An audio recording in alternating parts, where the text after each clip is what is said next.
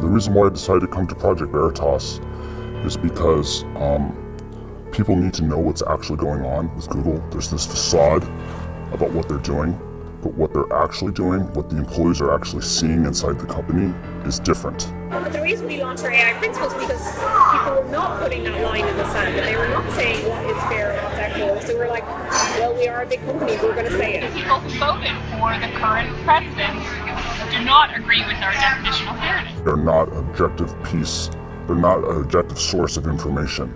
But then there are teams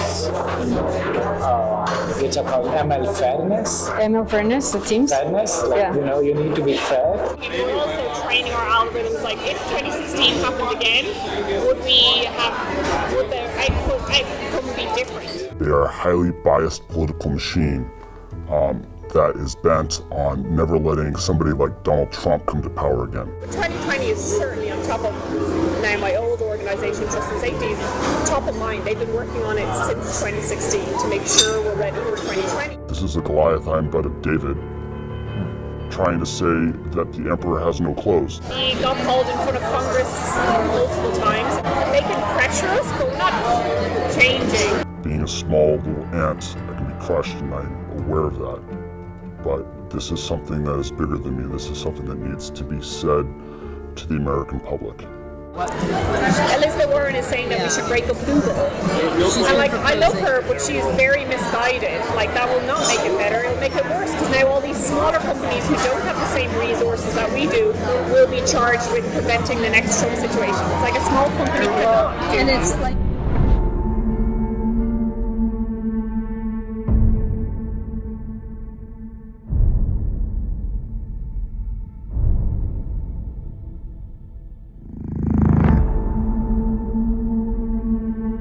Earlier this year, a Facebook insider exposed deboosting of conservatives on Facebook.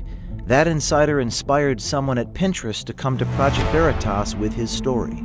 Last week, we released a report from the Pinterest insider Eric Cochran detailing censorship of pro-life and Christian content. The tech companies can't fight us all. Today, we bring you a Google insider, a brave man who came forward and brought us a story that will scare you. I think sunlight is the best disinfectant, and people need to start asking questions. A couple weeks before the Google insider came forward, Project Veritas secretly recorded with Jen Janai, a Google executive. Janai talks about making sure when people search for things through machine learning algorithms, Google's political agenda is always present. We all got screwed over in 2016. Again, it wasn't just us, it was like people got screwed over, the news media got screwed over, everybody got screwed over, so now we're rapidly being like, what happened there? How do we prevent it from happening again? Right after Donald Trump won the election in 2016, the company did a complete 180 in what they thought was important. Before, they thought self-expression and giving everyone a voice was important. But now they're like, hey, there's a lot of hate, and because there's a lot of hate and misogyny and racism, that's the reason why Donald Trump got elected. And so we need to fix that. And we need to start policing our users because we don't like to have an outcome like that. We don't want to have an outcome like that to happen again. Yeah, let's talk a little about that. Tell me more about what you observed at these meetings right after Trump was elected. Who said it? What was said exactly? So the things that changed was that the TJFs, they started talking about the need to combat hate and racism online, and also at YouTube they had the same talks by the CEO Susan, and they talked about combating that and getting rid of unfairness. And so slowly they started introducing the concept of machine learning fairness. Jen Janai is the head of responsible innovation at Google Global Affairs. She determines policy and ethics for machine learning, or artificial intelligence. What we've learned is that AI is increasingly what Google Search is all about. But the reason we launched our AI principles is because people were not putting that line in the sand, and they were not saying what is fair and what's equitable. So we're like, well, we are a big company, we're going to say it. Where my definition of fairness and bias specifically talks about historically marginalized communities, and that's who I care about. Communities who are in power and have traditionally been in power are not who I'm solving fairness for. Our definition of fairness is one of those things that we thought would be like obvious and everybody would agree to, and it wasn't. Like there are the same people who voted for the current president do not agree with our definition of fairness. Fairness is a dog whistle. It does not mean what you think that it means, and you have to apply doublethink in order to understand what they're really saying. And what they're really saying about fairness is that they have to manipulate their search results so that it gives them their political agenda that they want. And so they have to rebias their algorithms so that they can get their agenda across. You know, to unpack everything that she's saying that she wants the algorithm to be fair to a hand-picked representative of that community means that what she's trying to do is she's trying to sell you a product that is not objectionable. What she's trying to do is she's trying to sell a product that's not objective, that doesn't represent the will of its users, but instead represents the will of a group of people making decisions behind the shadows. So what did you find inside Google that was related to this idea of fairness? What I found at Google related to fairness was a machine learning algorithm called ML Fairness, ML standing for machine learning. And fairness meaning whatever it is that they want to define as fair. You could actually think of fairness as unfair because it's taking as input the clicks that people are making and then figuring out which signals are being generated from those clicks and which signals it wants to amplify and then also dampen.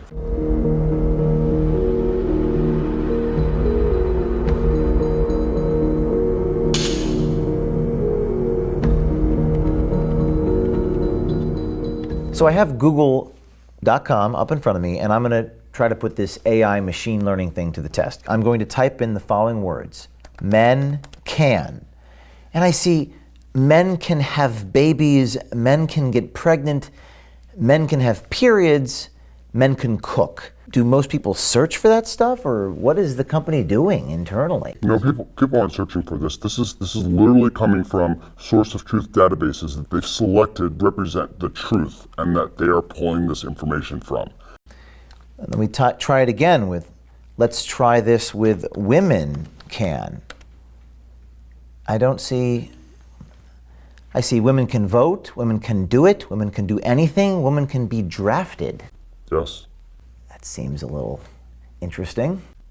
So all these examples are part of the social justice narrative, right? And so the sources of truth that ML Fairness is selecting from to amplify are saying these keywords. And so because that source of truth has been vandalized, the output of the algorithm is also reflecting that vandalism. Project Veritas also received a trove of confidential documents from within Google. This document is about algorithmic unfairness. It reads, quote, "For example, imagine that a Google image query for CEOs shows predominantly men. Even if it were a factually accurate representation of the world, it would be algorithmic unfairness," unquote. Gaurav Gite, a Google software engineer, independently verified the thesis of this document. But then there are teams which are called ML Fairness. ML Fairness, the teams? Fairness, like, Yeah. you know, you need to be fair. Yeah. So they're trying to modify the model such that even if the data for female CEOs is It's low. It's low. It kind of balances out. It still balances out. Now, this is a confidential document, correct? Yes. This is not a document that Google has come out and admitted that this is their process. That's correct. And in this document, it says, I'm going to read from it. In fact, if you brought this up without the document, they would say that this is a conspiracy theory. Wow. So then they wouldn't admit this publicly. They would never admit this publicly. In this document, it says, in some cases, it may be appropriate to take no action if the system accurately affects current reality, while in other cases, it may be desirable to consider how we might help society reach a more fair and equitable state via product intervention. What do they mean by that? So what they want to do is they want to act as gatekeepers between the user and the content that they're trying to access. And so they're going to come in, they're going to filter the content, and they're going to say, actually, we don't want to give the user access to that information because it's going to create an outcome that's undesirable to us.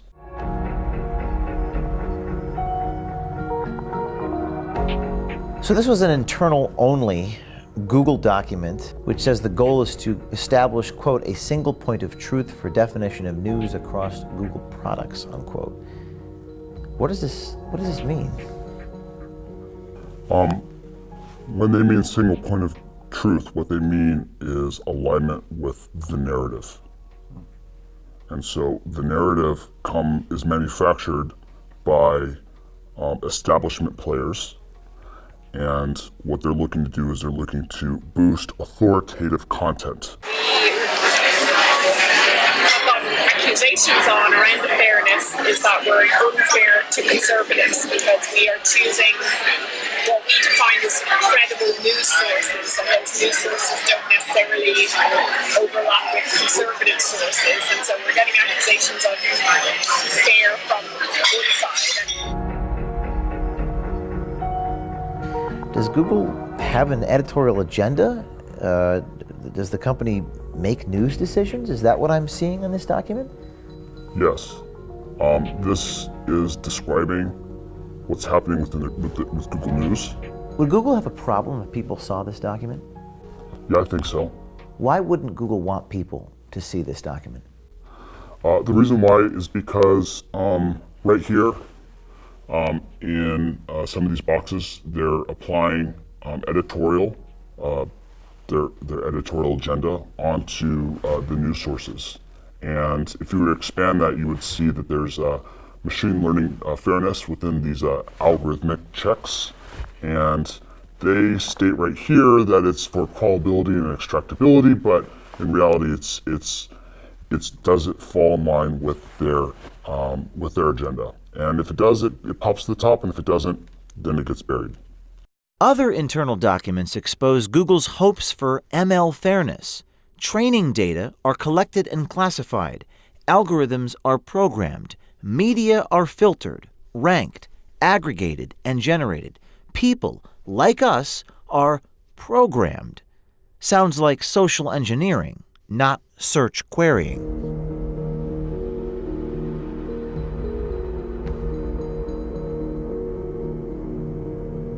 Google's power has become a political issue, with politicians on both sides of the aisle debating whether antitrust legislation or other regulations and controls are in order. We got called in front of Congress multiple times, and we've not shown up because we were like, we just know they're going to just attack us. Like, we're not going to change our response, we're not going to change our mind. There's no point in just sitting there being attacked for something that we know we're not going to change. Like, they can pressure us, but we're not changing.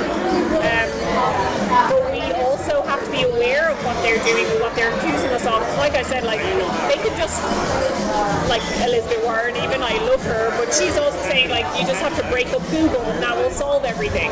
You have to what? Elizabeth Warren is saying that we should break up Google. And, like, I love her, but she's very misguided. Like, that will not make it better, it'll make it worse, because now all these smaller companies who don't have the same resources that we do will be charged with preventing the next Trump situation. It's like a small company cannot do. And it's like The White House won't play a role in making things more fair, so people are holding us accountable to fill in the gap of what should be fair.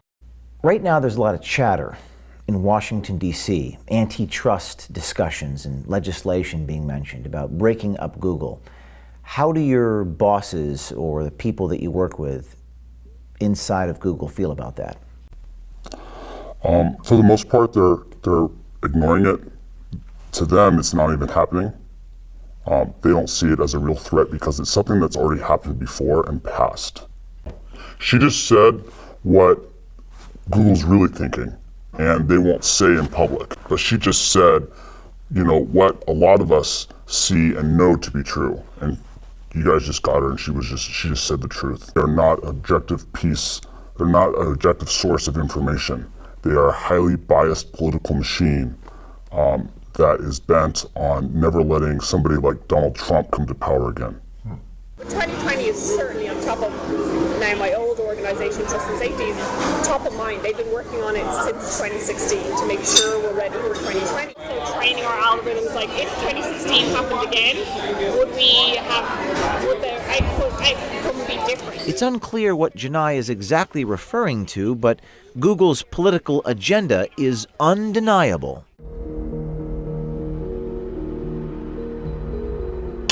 What are some other things I can type here? Hillary Clinton's emails are, it doesn't even give you a result. Google is suggesting that people do not search for this term. Is that correct? That's what they're saying. It's not even worth returning any results. But people do search for this. Absolutely, and you can tell that because you can cross-reference some of their other services that prove that people are. If you want to get an example, go to trends.google.com. Okay, I'll do that right now. Trends.google.com. And shall I? Hillary Clinton's emails, yes.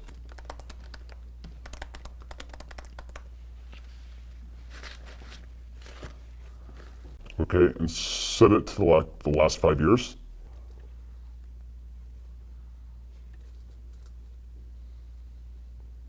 Seems like we had a spike in October of 2016. It says 100. I guess is that 100? It's all relative. So in order to get an idea of the relative importance of this, you're going to want to compare it against another search term. Let's type in Donald Trump's emails. Okay. Show me what I'm looking at here. So what we see right here is relative to the search term of Hillary Clinton's emails, Donald Trump's emails has no search traffic. No search traffic. Now let's go back to google.com and search for Donald Trump's emails, and it should show us no autocomplete because according to Google, no one searches for it compared to Hillary Clinton's emails. But it does.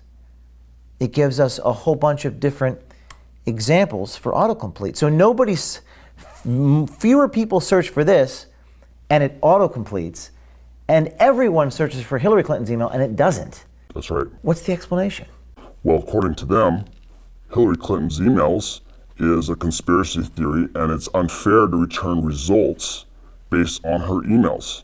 And so through their program of ML fairness, they've deleted the autocomplete off the internet like it didn't even exist. How did they do that? Was it manually? Was it a human being? Was it a machine? AI?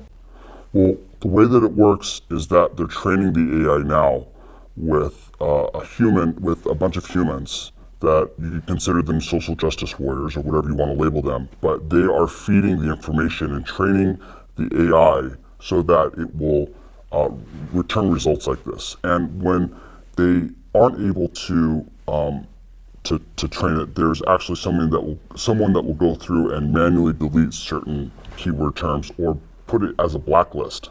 There's a lot of people filing bugs internally against Google, against these invalid results, and they ignore them because they've got no interest in fixing things that go against their social justice narrative or reduce what they consider to be fair. Google is protected by Section 230 of the Communications Decency Act.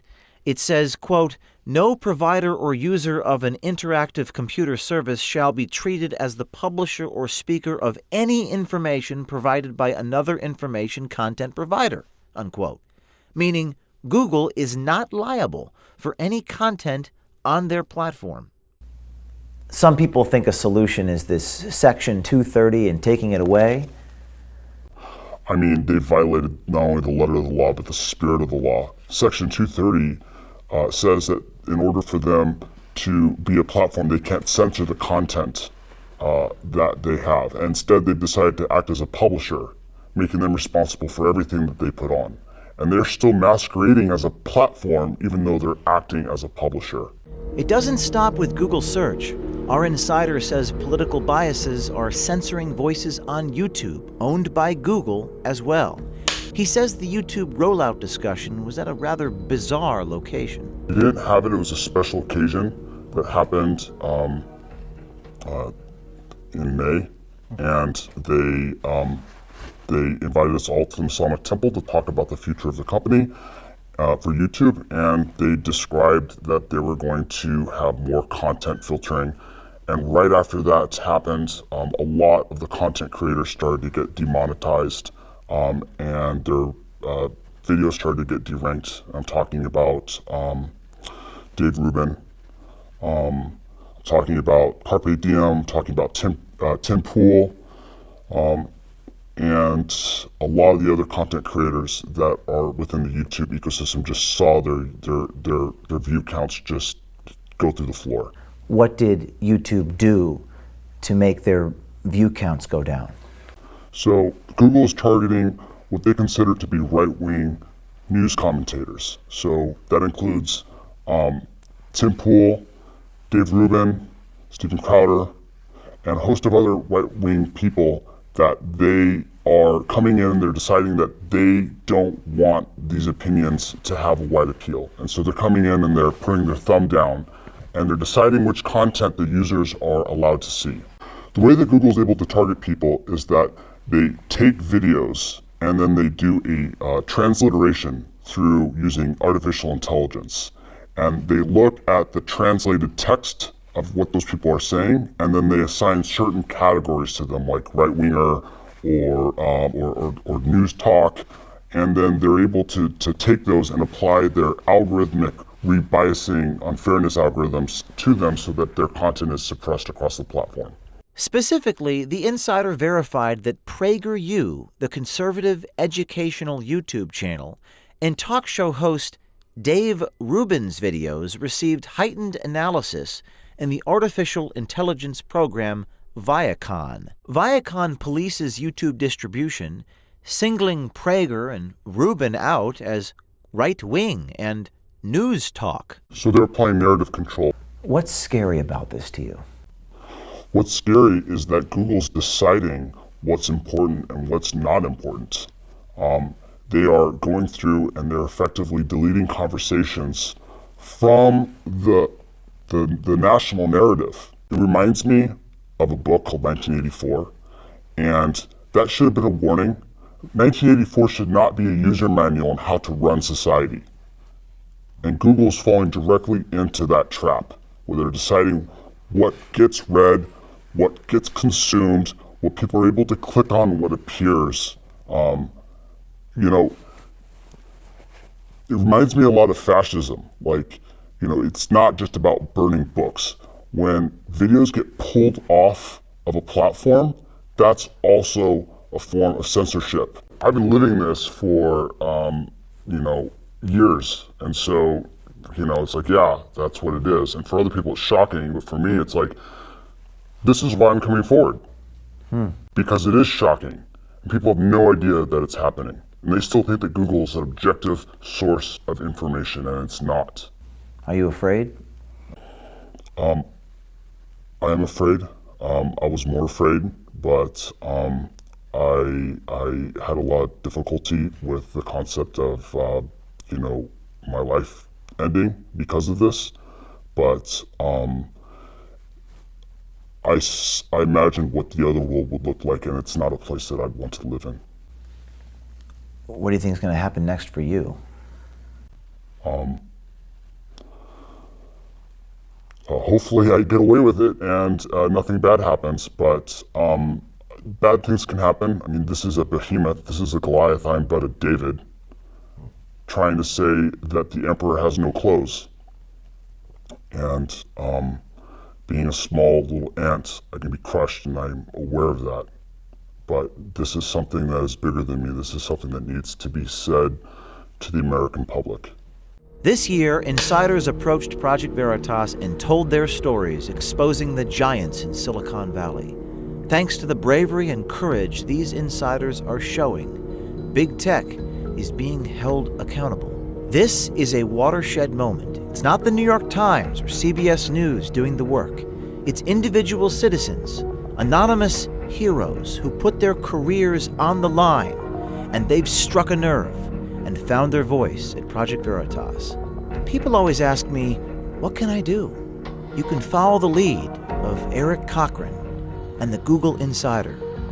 You too can be brave, wear a camera, and contact us securely at projectveritas.com/brave.